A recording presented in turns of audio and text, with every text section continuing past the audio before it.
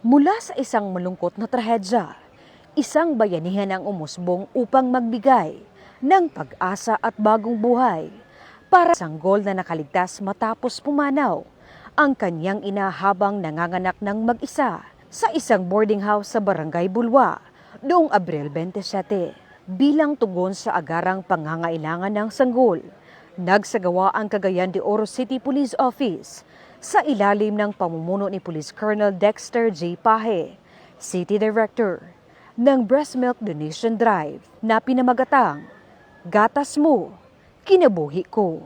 Noong Mayo 6, 2026, pinangunahan ang humanitarian activity ni na Police Captain Ibadita M. Simon, God PCO, katuwang si Police Master Sergeant Liana Sol Jovita, isa sa mga kinikilalang 2024 Metro Bank Foundation Outstanding Filipino Awardees sa pakikipag-ugnayan sa Bulwa Barangay Health Center.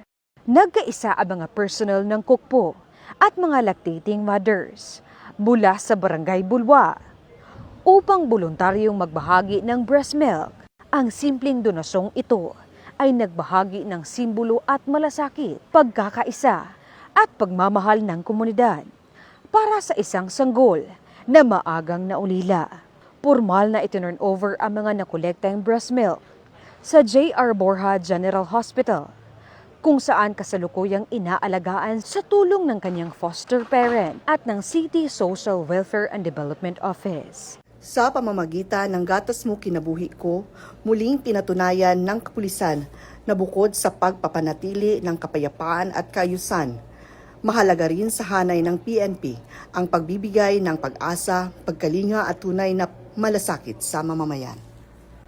Sa likod ng isang masakit na kwento, ipinakita ng komunidad at ng kapulisan na sa panahon ng pangangailangan, may mga pusong handang magbigay buhay at pag-asa.